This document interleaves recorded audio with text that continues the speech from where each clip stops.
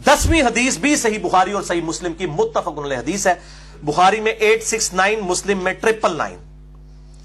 अम्मा आयशा रज़ियल्लाहु ताला अन्हा का बयान, ये जनाब इतनी क्लियर कट हदीस है कि मिजाज रसूल सल्लल्लाहु अलैहि वसल्लम, आपको पता मिजाज रसूल सल्लल्लाहु अलैहि वसल्लम सबसे ज्यादा कौन जानेगा? आपकी बीवियां।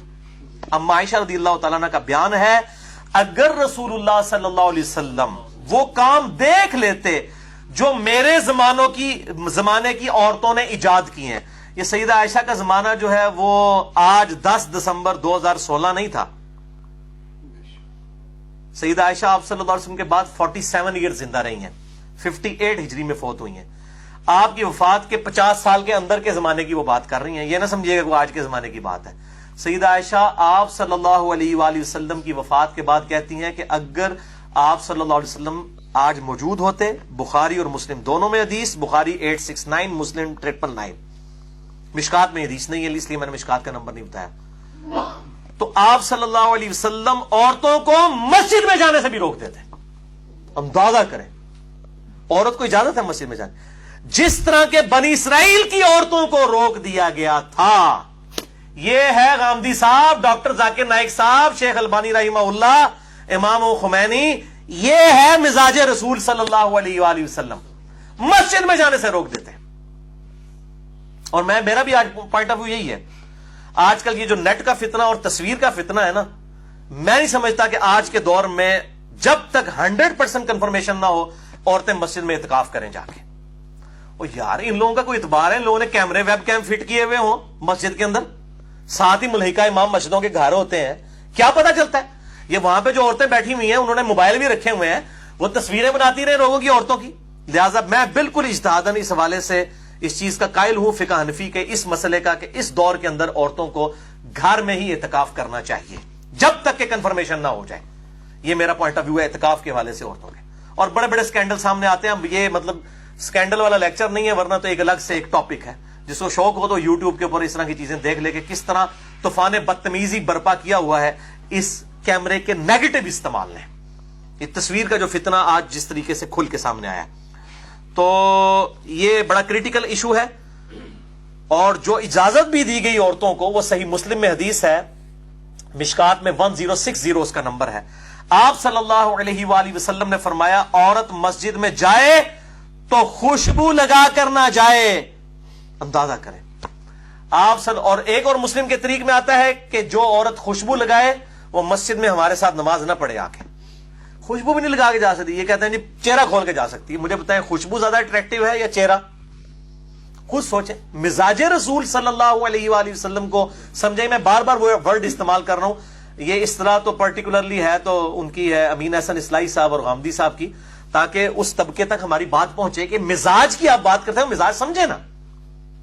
औरत मस्जिद में खुशबू लगा के ना आए। और इसी तरीके से सुनन अबी दाऊद में एक हदीस है, 1062 उसका मिशकात में नंबर है। आप सल्लल्लाहु अलैहि वसल्लम ने फरमाया कि औरतों को मस्जिद में आने से मना मत करो, लेकिन घर में नमाज पढ़ना उनके लिए बेहतर है।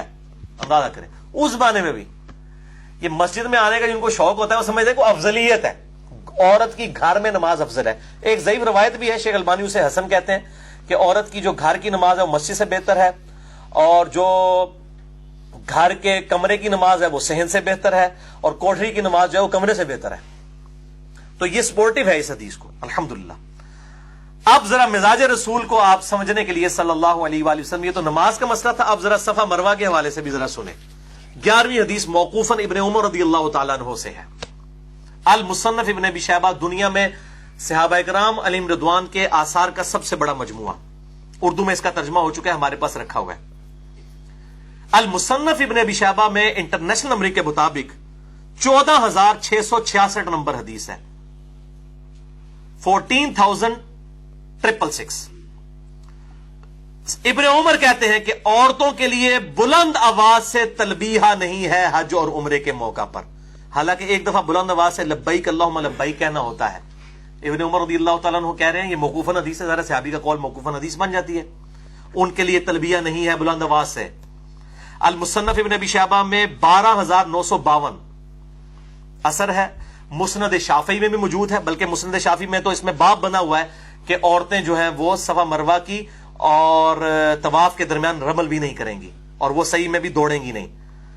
المصنف ابن ابی شیبہ 12952، مسند شافعی سنن کبری للبیہقی میں ابن عمر کہتے ہیں صفا و مروہ کی صحیح میں دوڑنا اور طواف میں رمل کرنا عورتوں کے لیے منع ہے. سنت ہے لیکن مردوں کے لیے. کیوں؟ پردے کی وجہ سے. دوڑیں گی تو ظاہر ہے ان کا سینہ جو ہے وہ چھلکے گا، تو طواف میں رمل بھی نہیں کریں گی. صفا مروہ میں وہ جو 2 گرین پٹیوں کے درمیان بھاگنا ہوتا ہے وہ نہیں بھاگے گی. الحمدللہ. میں نے ارادہ کیا انشاءاللہ کچھ عرصے بعد میں عورتوں کے مسائل سے متعلق جو کوسچن آنسر سیشن ہے نا، اکثر چیزیں تو آج ویسے کور ہو گئی ہیں. عورتوں کی امامت کا مسئلہ، وہ غامدی صاحب نے یہ مسئلہ بھی اٹھایا ہوا ہے. وہ کہتے ہیں جی عورتوں کی امامت ہے، وہ ذرا بتائیں نا سنن ابی داؤد کے اندر جو حدیث موجود ہے عورتیں عورت کی امامت کر سکتی ہیں، مردوں کی امامت کا ثبوت عورتوں کے حوالے سے کوئی ثابت نہیں. یہ میں الگ سے انشاءاللہ تعالی ڈسکشن کروں گا. اور اسی طریقے سے مصنف ابن ابی شیبہ میں ابن عمر کا یہ بھی قول موجود ہے کہ عورتیں اذان بھی نہیں دے سکتی اور اقامت بھی نہیں کہہ سکتی. یہ سارا مزاج رسول ہے صلی اللہ علیہ وآلہ وسلم کہ ان کی آواز کا بھی پردہ ہے. سیدھی سی بات ہے. اور دل میں ایمان تے اجتا ٹیر، اگر کچھ نے گل نہیں مننی نہ بنو پائی جی. اسی تو صرف سمجھا ہی سکنے ہیں نا کہ مزاج رسول صلی اللہ علیہ وآلہ وسلم آپ کو سمجھا دیں کہ ماں باپ کو اف تک مت کہو. یہ تو نہیں مطلب گالی دے لو مار لو. بھئی یہ مزاج ہے کہ آواز کا بھی پردہ ہے تو باقی چہرے کا بھی پردہ ہوگا، باقی چیزوں کا بھی پردہ ہوگا. اچھا، لہذا اس حوالے سے مولانا اسحاق مدنی صاحب رحمہ اللہ تعالی جو فیصلہ آباد والے تھے، انہوں نے ایک لیکچر کے دوران بلکہ کئی لیکچرز میں یہ بات ریپیٹ کی ہے کہ جی عورتوں کا صفا مروہ میں بھاگنا کو جو منع کیا گیا ہے یہ کسی حدیث سے ثابت نہیں ہے اور رمل میں ثابت نہیں ہے، اور وہ کہتے ہیں یہ صرف اجماع اور تواتر سے ثابت ہے. اور اس سے وہ بتانا چاہ رہے تھے کہ عورتوں اور مرد کی نماز کے اوپر جو فرق ہے اس کے اوپر جو احادیث آئی ہیں گرچہ وہ ضعیف ہیں لیکن تواتر کی وجہ سے مان لی جائیں گی. اور اس میں انہوں نے الزامی بات یہ کی.